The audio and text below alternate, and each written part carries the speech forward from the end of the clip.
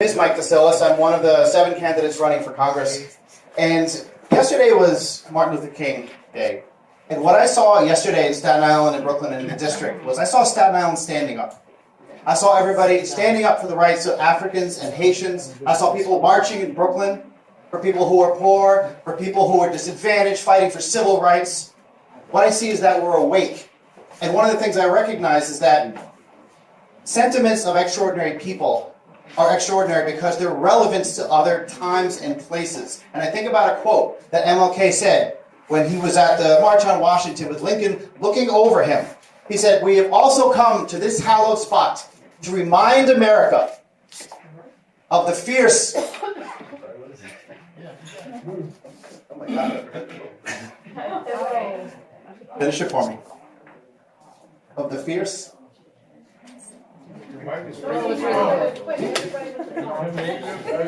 The fierce urgency of now. And that's the sense of urgency that we have this year in 2018. But that's the motivation and that's the inspiration I see in the people in Staten Island, Brooklyn, standing up. There is a sense of urgency this year to get things turned around because we see the damage that's been done over the past year. And not just the past year. Because when you look at the economy, it's the past 30 years. A lot of the problems we have didn't just occur magically in the past year with the election of Trump. They've been there. They've been ingrained. The problems we have locally in our infrastructure didn't happen last year. The problems we're having with our unions and the erosion of a lot of our rights did not happen in the past year. But that's policy. I want to talk about the person for the next 5 minutes because you're going to ask me questions afterwards. I could draw a straight line from the time that I was 16 years old volunteering at the hospital I was born, St. Vincent's, which is now Rumsey, to where I'm standing today running for Congress. Mine has been a life of service. I'm a 4th generation Staten Islander. Both my parents are retired school teachers. And they instilled in me at a very young age the desire to serve the community, to think about something outside of yourself. I started my career right outside of college as a paramedic. I worked in the back of an ambulance for 8 years. I was a field training officer. I specialized in neonatal medicine. For the last 3 years, I worked as a SWAT medic. I trained and was deployed with the SWAT team. And I got more interested in law enforcement at that time for 2 reasons. One, it paid better. Significantly better. After 8 years in EMS, I wound up earning about $11 an hour. And that was including after all the special certifications I ever got. With health insurance so bad that when I was injured and I was actually transported in my own ambulance, I got a bill for $800. Only $800, yes. While I was waiting, so I said, you know what, I'm going to become a police officer. It's what I wanted to do. I applied, and I was waiting to get appointed in the NYPD when we were attacked on 9/11.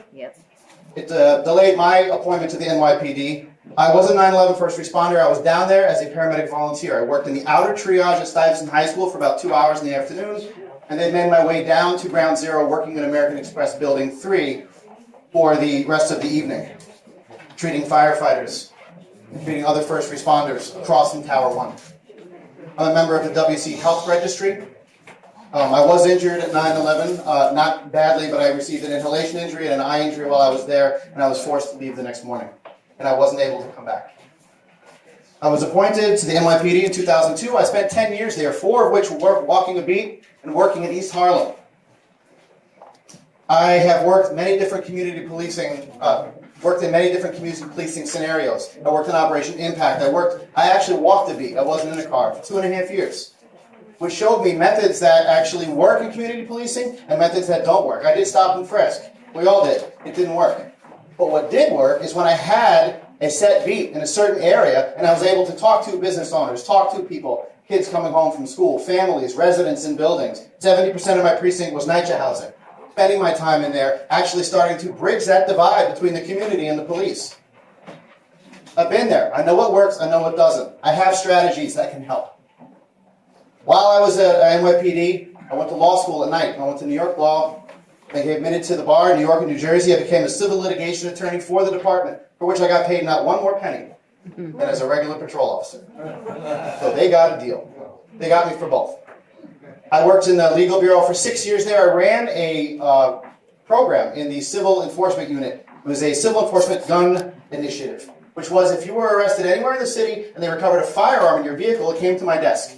And we used that arrest and the subsequent seizure of the vehicle to turn these people, to try to flip them, to become confidential informants, to get more intelligence, to get more guns off the streets, to get more search warrants for drugs and for other types of crimes. And it worked. We did get a lot of guns off the street.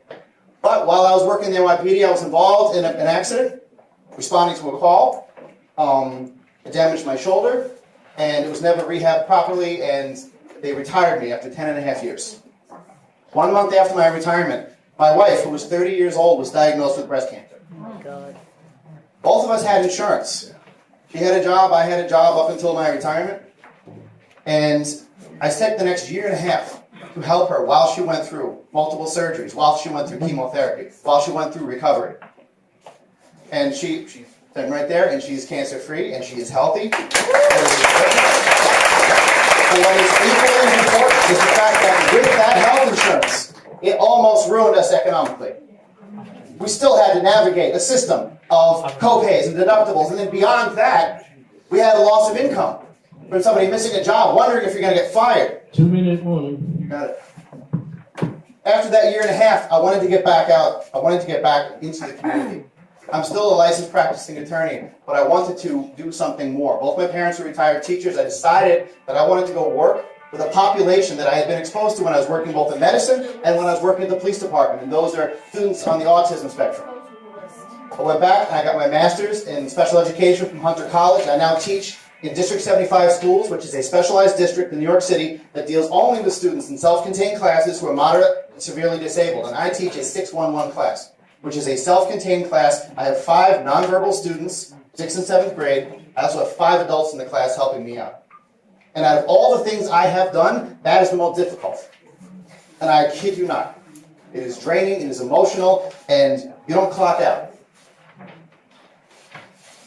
I have 1 minute left, and all I want to say is that in this coming election, the candidate matters. We have 7 candidates running, and when you're evaluating us, you need to take into account not just the ideas, but the experience.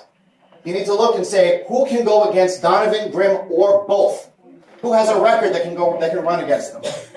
You have to have ideas. You have to have workable ideas that you can put in there. We can all talk about single payer, but what are you going to do in the meantime?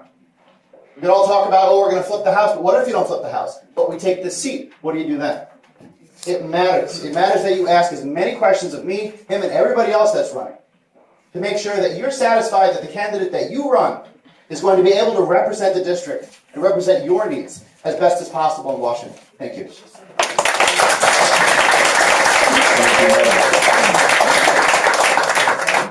can stay there, that's fine. Okay, Liz, have you given out the first 20 cards? Now the procedure will be that you, when you're up here to ask your question, you're not going to get into it. Hey Dennis, can you turn your mic up a little bit, please? Yes, indeed. Can you hear me now? Okay. So the procedure will be, and this at least will be more helpful than hearing me from, not hearing me from the floor. And can this be heard? Can you hear me over there? Great. So there'll be no debating, there'll be no back and forth. You ask your question, and it gets answered, and then the next person comes and asks his or her question.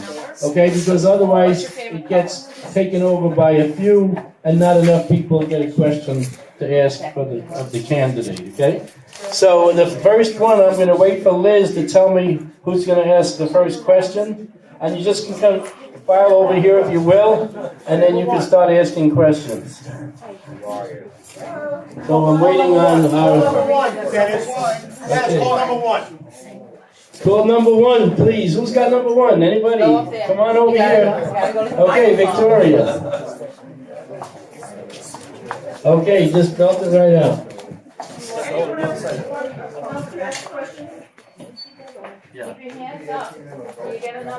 Okay, good evening everyone. Thank you, Mike, for your introduction. Yes. Now, as you mentioned, the questions should be focusing on your policies.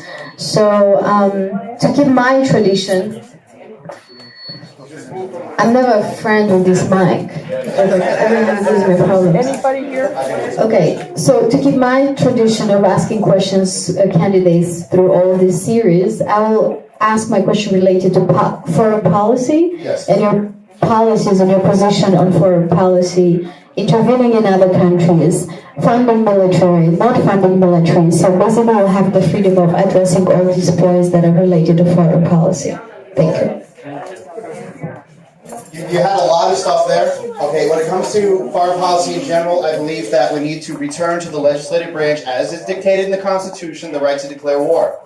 All right, there is a necessary need for the president to take immediate action. The War Powers Act kind of shifted the entire onus, though, of any type of action to the executive branch, and that's the way it's been for almost 43 years. So we need to start pulling that back. The legislative branch is a co-equal branch of government, the one I want to belong to, and should actually have more of a say as to any type of long-term funding. They basically now just kind of go along with the executive, and I don't agree with that. We need to fund the military so that we are able to protect ourselves. We do not need to fund the military to have these trillion-dollar planes that are not going to work and not going to be there for 30 years. We need to have the equipment necessary for the operations that we do, but we need to scale those back. A lot of the work that we do in a lot of the countries that we're bombing, how many are we involved in now? 8, 9, 10? Where are we bombing? 8? Libya, I don't know, we're not bombing Yemen, we're just not doing anything for them. We're involved in a lot of places that we're not declaring war. The legislative branch is kind of left out of a lot of that. These things are on the side. They're kind of put together in these large packages that you're told that if you don't pass it, you're not patriotic. And that's not true. That's not true. When you want to take some of that money, you want to turn it back into the country, back into its own infrastructure, and start nation building here. Because that's where we need to be investing a lot of this money. Now, does that answer most of your question, or is this... Okay. That's good. Good question, Victoria.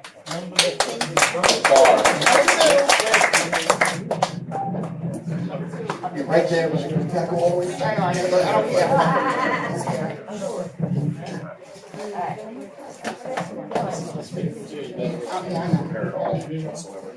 Hi, Michael. My question is this. We have a lot of vulnerable people in society, such as the DACA kids, the dreamers, immigrants. What are you prepared to do to fight for those people that are afraid that they're going to be taken by ICE, that are afraid to report crimes against them? So as a candidate, what are you prepared to do? Are you prepared to fight for us, for those that are scared, for those that are afraid, for those that don't have a voice?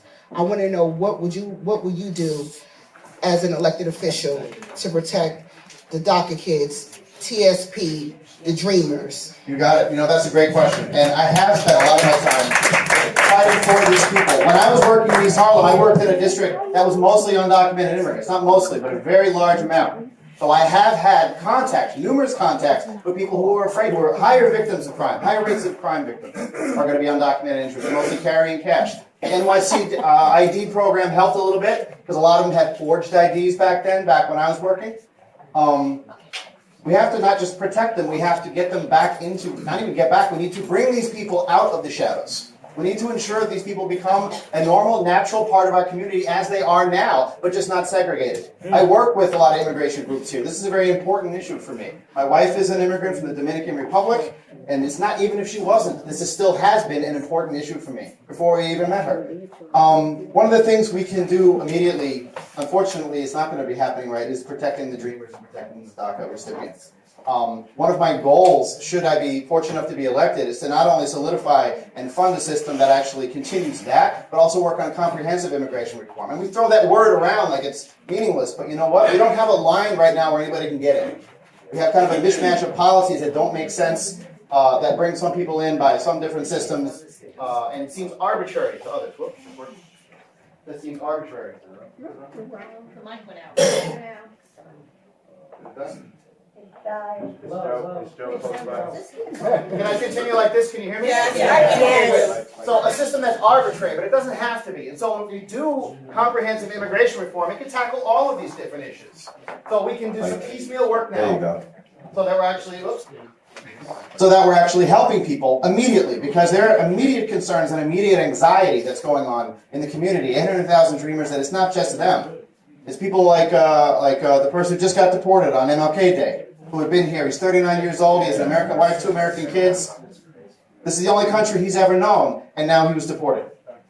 These are the kind of things that we need to also reevaluate. We're having a discussion as who we are as a country. We are a nation of immigrants, but we're not acting like it. Hi. who did you support in the presidential primary?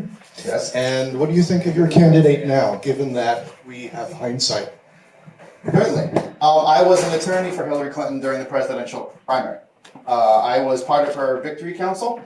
So I provided legal assistance during some of the primaries to out-of-state primaries that were taking place, and I also did some legal document research for her. What do I think about her now? Even back then, I had a lot of problems with her attachment to money. I didn't like it. I didn't like her attachment to Wall Street and her relationship with Wall Street, and I didn't like the Democratic Party's relationship with Wall Street. My reasons for supporting her were kind of in spite of those things.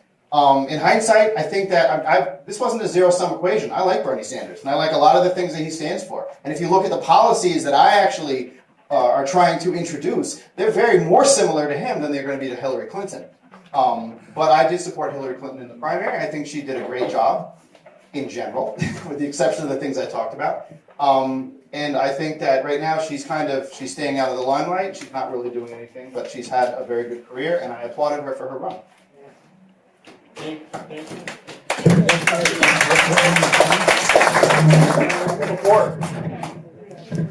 Don't be shy, folks. You can kind of queue up here if you want. Can you tell me how much money you've raised so far? Certainly, I've raised a little over $40,000. Thank you.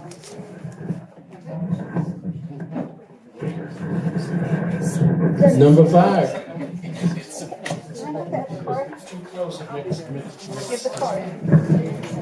Right here, number 5. Number 5.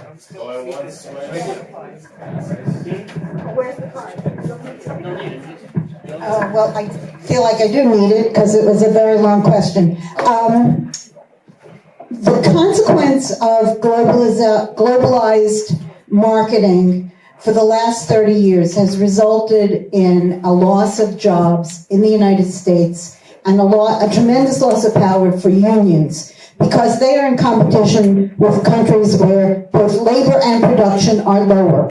And the system that we have, which is a capitalist system, must of necessity go where they can produce stuff the most efficiently for the least amount of money.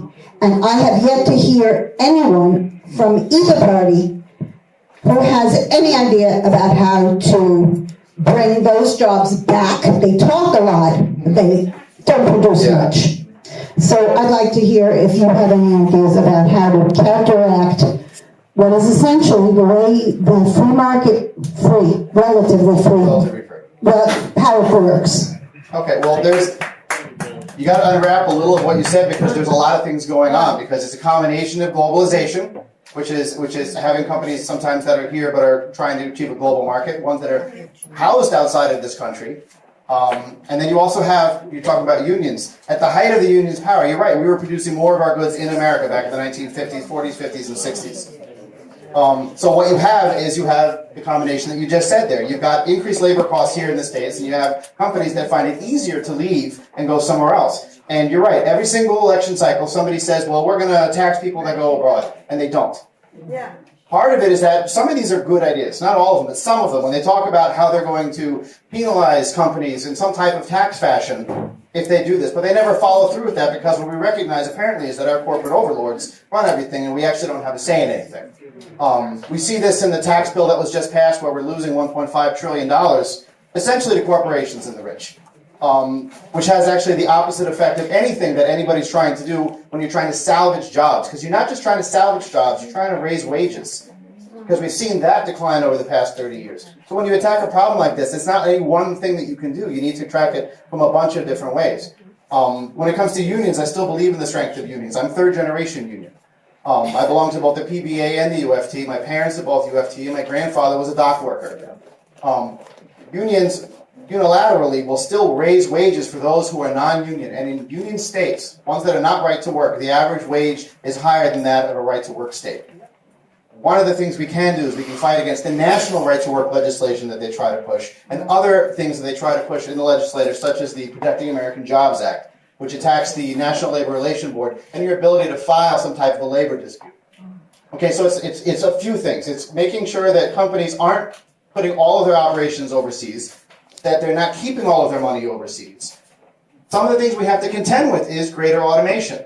There is going to be a change in the labor market as to how we work in factories and different businesses. Some of Amazon are almost totally autonomous with machines now, depending. So coal mining, same thing. What used to take 200 people to dig a hole is going to take 2, and the machines that they have to do it. So you have to also repurpose our economy to find out, okay, well, what kind of jobs are going to be coming in the future? So you need to train for the new jobs in the future that are going to be working around automation. Doesn't mean they're going to be less, they're going to be different. We're still going to need to support the technology that is still driving the economy. So you need to do that. You need to make sure you still protect unions. Because unions still offer a degree of protection. It's not just wages. It has to do with workplace protections, protections against unfair hiring and firing practices, discrimination. Unions do a lot more than just try to get you a higher paycheck. Thank you, Mike. Okay, next question. First of all, I want to thank you for your service over your careers. My question is, as the price of renting and house ownership increases, and we've seen the minimum wage slowly, very, very slowly increase, you see more 20 to 30-year-olds live at home and not really move out and take advantage of a market that hasn't really been made for them. How do you plan to address this, and with especially in Staten Island, where you see more people moving to places like Jersey? Yeah, well, exactly. Great question. You know why? Because it is relevant here and it is relevant nationwide. We're seeing a problem, and it has to do with availability of good-paying jobs that can support you, that can support paying any type of debt that you have. We're finding that we're coming into our work lives with a lot more debt than you used to. You used to start, and you had some college loans, but they weren't unmanageable. My father went to Brooklyn College. My grandparents did not have money. They were poor living in Brooklyn and Gravesend. But he was still able to, not through GI Bill, but just through regular loans, pay it off and actually get a start in life. He was able to get a job and to actually live on his own. He was able to pay down his own debts. We're finding that's not there. We're finding that there is a wage cap. We're finding that there is a lack of jobs, specifically locally. One of the things we can do when we talk about our economy and the great income inequality that is growing is recognize that wages are part of it, but infrastructure is also part of it. We live in a city of almost 500,000 people on this island. And I dare you to look at any other city of 500,000 people in this country and see the dearth of transportation options that we have. It doesn't exist. They have trains. They have ways to get on or off or in and out of the city, across the city. And when you do that, if you had an infrastructure in place, an actual good transportation infrastructure, maybe half the island wouldn't have to leave and commute every day to go get a good paying job, because those jobs would be here. Because you'd find people coming in and being able to have. You'd attract not just outlet malls or any type of warehousing situation, but the types of jobs that people are going to college and training for right here. Thank you, Mike. Next question. You don't have to hold this one. Okay, I actually have 2 questions for you. Okay. The first question is regarding the Trump taxes. What will you do to help more of the lower and middle class, and what reforms will you do? Because what I understand is, don't fully understand it, but I understand companies that file corporate S, they get to save the rich ones I call like Chase and all those other ones, get to save 21%, whereas working class people actually supposedly getting a little cut, but really not getting the cut we're paying for in the end. So that's the first question. Oh, wow. The second question is, there are people, and I mentioned it in the other meetings as well, about health insurance. Okay, I'm maybe one of the few people that don't pay co-payments and stuff, because I work for $11.99. But there are a lot of people that I know that pay high deductibles, high co-payments, and they also have the Affordable Care Act. Affordable is supposed to be affordable, is really not affordable. What are you going to do to try to make it affordable for people that are low and middle income? Okay. Stay right there, so after I talk about the first question, remind me about the second. That was me. The first part about the tax cuts. You're right. The tax cuts kind of also showed something. It showed where our priorities are, at least in the government, and they weren't with us. And I think one of the conversations I said we're having right now is, as a country, who are we? Well, who do we take care of? And one of the things we're going to find sacrifice next year because of these cuts, they're going to come after Medicaid, SNAP, TANF, HUD subsidies, and anything else that's on the table is going to help us. And I think that as a nation, Having fought for equality, having fought for fairness as Democrats and as Americans, we recognize that whether or not there's any limits to the heights you can achieve in this country, there should be a limit to how far you can fall. There is a floor that should exist, that has existed. Now, where that floor is a big argument we're having right now. What I would do immediately upon getting in there is try to raise some of those corporate rates back up. Our corporate tax rate years ago was almost 90%. All right, well, our top rates were 90%. And the rich still got rich. They still had money, they still had influence, they still had control. Unions had greater power. We didn't collapse. In fact, we had a stronger economy that served more people, whose wages were a little bit more equal. It doesn't mean it's instant. We can go back to the circumstances that created that economic boom back then, but we can take affirmative steps that can start raising wages and taking and reining in corporate control. But what you need to have are people who are not afraid of corporations. I have nothing to lose. You can see by all the jobs that I've had, I didn't take any of them for the money. And I'm not here for that either. I'm here to serve. I'm here to serve the district that I live in, that I work in, and that my son goes to school in. I want to just get to the second question real quick. Well, about not really. If we only have one question per person, but maybe someone will re-ask that. Please Thanks. ask. Next question. Hi. On Staten Island, we're seeing the rise of developmental disabilities and the rising rates of autism.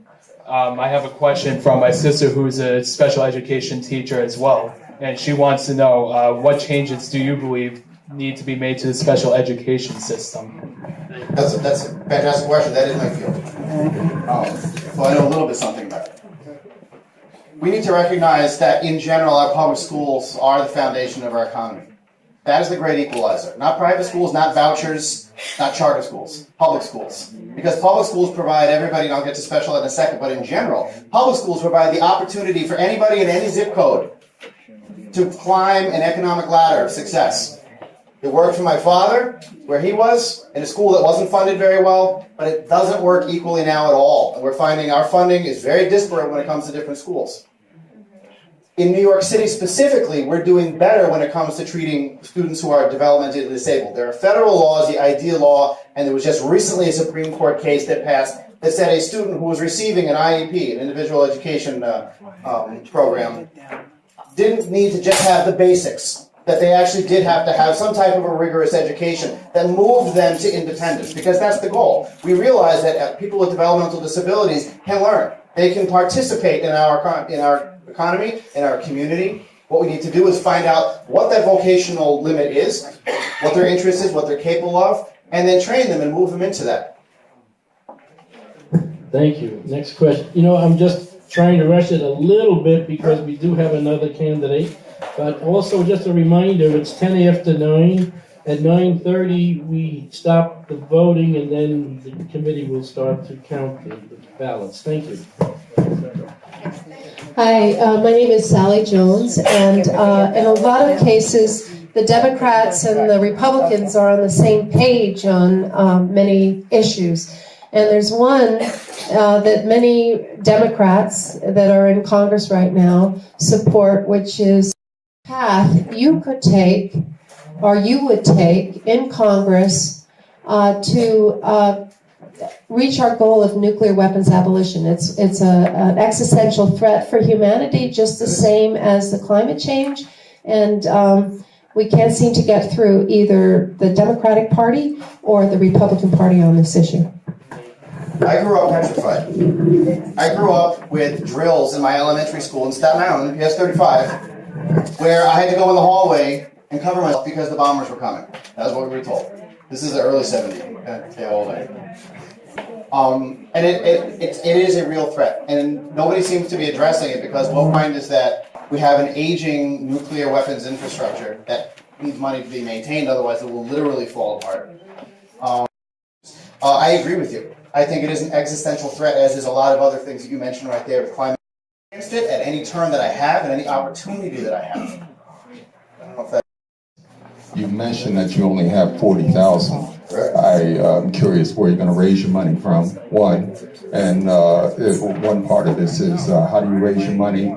And normally when you go for money, you have to go to people who have money. And what they do is they gather together and they help you. And it's not your message any longer, it's their message.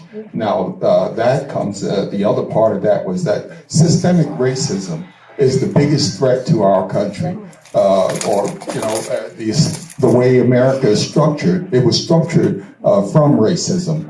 And each candidate steps before us and promises to buy a choir robe or something of that nature, give us some kind of a crumb, but we don't really get any significant change.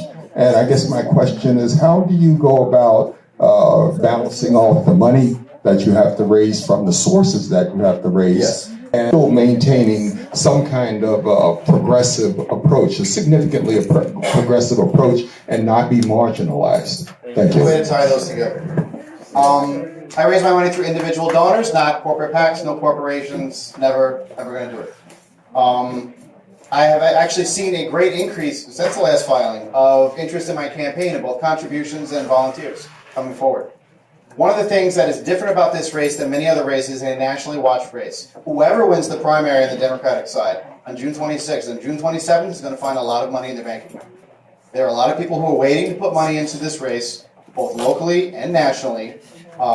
Not talking from PAC money, I'm talking just money of people who want to flip this district because it's flippable and it's winnable. I want my son to be able to Google this race in 10 years, and I want to be proud of what I did here. I don't want to be embarrassed. I don't want to have been compromised. I do not want to have changed my view or opinion depending on who I spoke to. So I don't. All of my views have been since day one on my website, and I haven't changed anything there. Because I don't. I haven't changed who I am. I haven't changed in 25 years of all the different jobs that I've had, and I want to be consistent about that.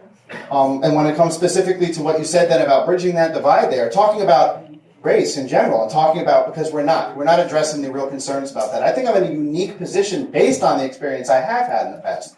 Because I can talk from a law enforcement perspective, a community perspective.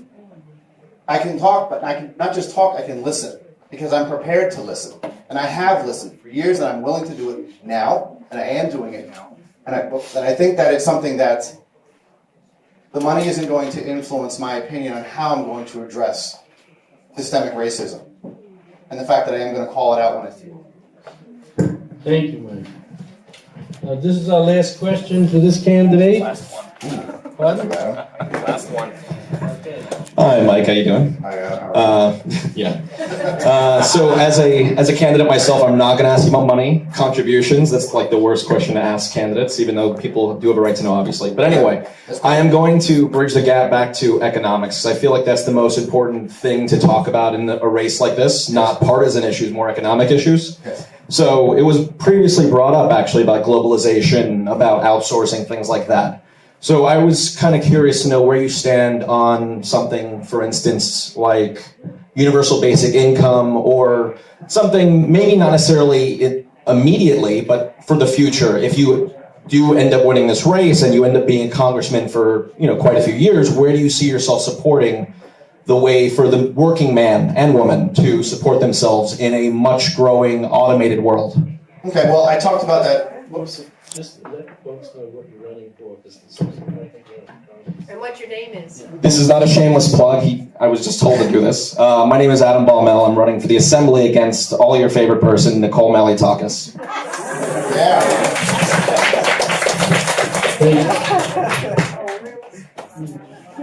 You know what? I talked about that floor earlier, and one of the things I think is that if we put into place even a minute amount of the money that I'm talking about to put these programs, these anti-poverty programs, the things either we have in place or actually increase our accessibility to them, that we're not going to actually need a basic income. I'm saying that I can't foresee that happening. You said that it may happen eventually, but I think that if we're able to restructure how we actually take our money and reinvest it from the military, from the corporations, and actually start investing in ourselves again, in our education, our ability to lower our debt, or our ability to pay down our student debt by tying it to the Fed rate instead of a higher rate. By doing all these different steps, we're going to be able to eventually, once our wages start becoming commensurate where they should be, with a national $15 an hour minimum wage to start. With these types of things in place, that we're not going to need a basic income, we're still going to need that floor though. Because, and I'll end with this. If somebody's in a 3-foot ditch, it takes a lot less manpower and resources to get them out of that ditch than if they're in a 20-foot ditch. We can't wait for people to go all the way down and then say, oh, now what we're going to do. A HUD subsidy is cheaper than homelessness. Health insurance is cheaper than having somebody have a chronic condition turn into a massive emergency, and now they need to get their asthma treated at the ER. The solutions that I'm talking about aren't some liberal fantasy where I want to spend everybody's money. It's cheaper. Single payer is cheaper health care for everybody. So a lot of these things, and it's hard because a lot of people don't want to listen. They just want to get, liberal, you want to spend my money. And I can see why it would sound like that. But I think that if we put these things in place, we're going to find that not only is our economy strengthened, but more of us are going to be doing better. The better we all do, the more we're all participating in the labor market, the stronger our economy is going to be. I'm just going to ask this for both candidates, but I'll ask you first. This is the final. Okay. Regarding the DCCC down in Washington and the pronouncement that was made recently for one of the candidates, would you have something to say about that in about a minute and a half? And then I'll ask Paul later. Thanks. Certainly. Well, it was unfortunate it wasn't me. I think that the best thing that can happen is that all of us appear on that ballot. You need choices, and this is the first time I don't remember a time where we had this many choices, this many options of people who are qualified for this job, who are frankly interested in this job, who are dedicated to the community, who want to do this. And so, to one degree, it seems unfair because then one person gets singled out with a lot more resources than the rest of us. And if we want to change things, if you really want to get in there and start saying, I want to actually shake things up, I want to make this year different, because that's what I keep hearing from everybody that I speak to, then this isn't the way to do it. The way to do it is to level the playing field, not elevate somebody so early that it kind of drowns all of us out, because we all have a lot to say.